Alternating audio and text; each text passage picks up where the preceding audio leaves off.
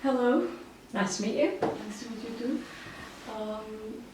How was your day so far? My day's been very busy so far. Okay.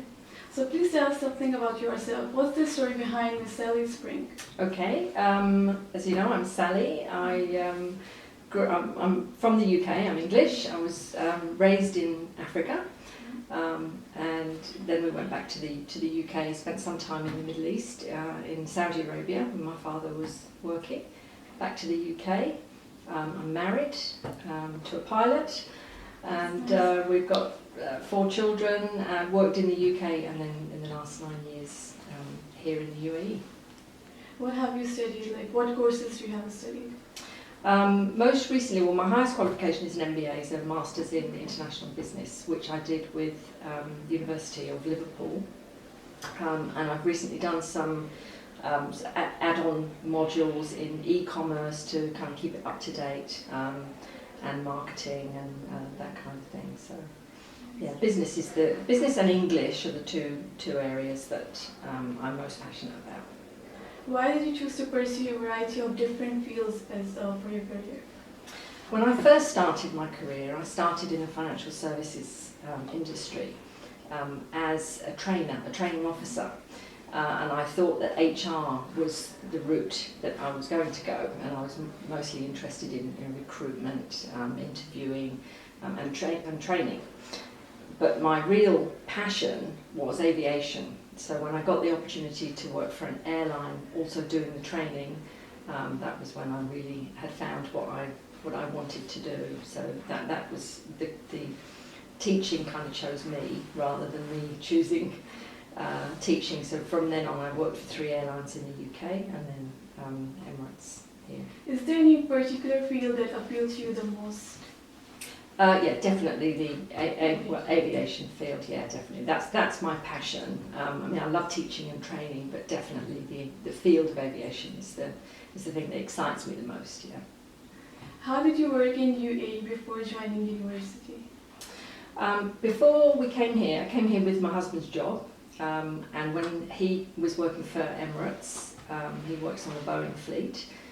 I worked for the British Council. So when I sort of transferred my skills from the UK over to the British Council, and it was really from there that I got into the English language teaching. Before that, had really been mainly business sector training. That's really nice. What made you choose teaching as a profession? I guess that was just what I find I do most naturally, what I'm most naturally interested in. So as I say, I came from being a trainer, I began teaching at the British Council, and then from there it became evident to me that that's really where my skills are in the sort of training and development, occupational learning areas. More specifically, how did you join EA? That's an interesting story. Whilst I was at the British Council, it was during the time when ICAO introduced the pilots' English language proficiency testing, and Emirates needed someone that had aviation knowledge and English knowledge.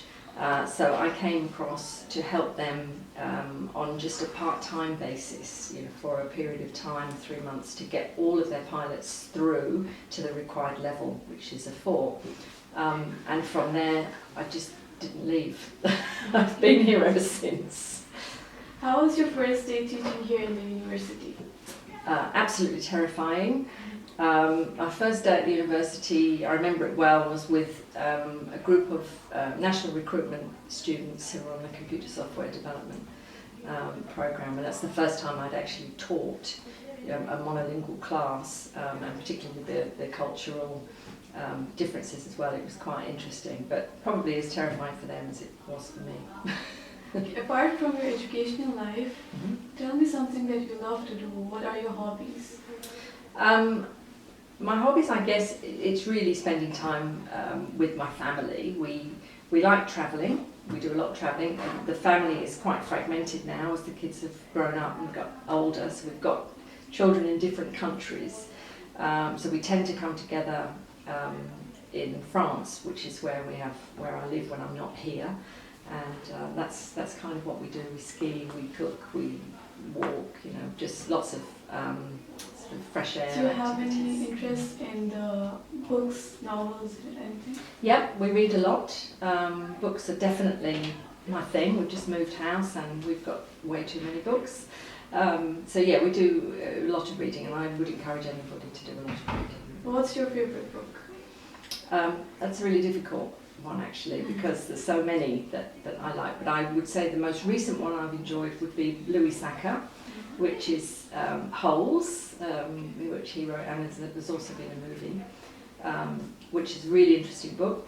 And in the last 3 or 4 years, the most exciting books I think I read were the Suzanne Collins, which would be the Hunger Games series, The Mockingbird and all that. Yeah, so it's very good. What are your views on cinema in the 21st century?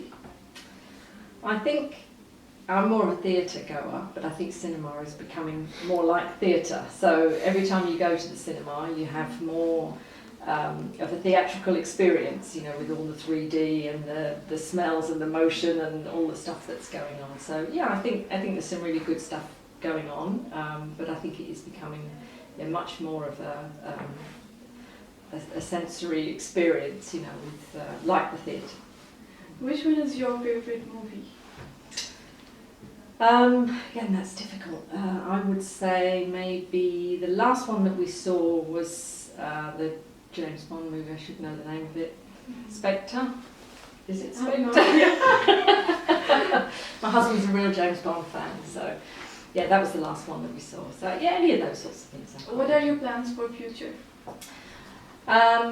Professionally, Yeah. the plans for the future here would be really to build on and add to the English language unit, because we're trying to expand with the resources that we can offer the students in terms of support, not just support but also in taking them further as well. So we're hoping to do much more work here in terms of building the learning resources for the students. And personally, yeah, I plan to perhaps just keep travelling the new routes from Emirates and seeing the world. Yeah. That's really nice. Okay, to finish up, what studying advice do you have for the students of EAU?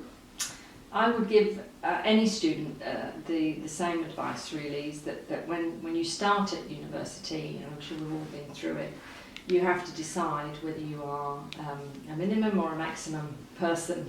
And so many people, even in professional life as well, do the minimum to get by, to get the job done, and then they just move on to the next thing. But I think to really reward yourself and to get the best out of everything that you do, you need to decide what kind of person, what category what camp do I want to be in.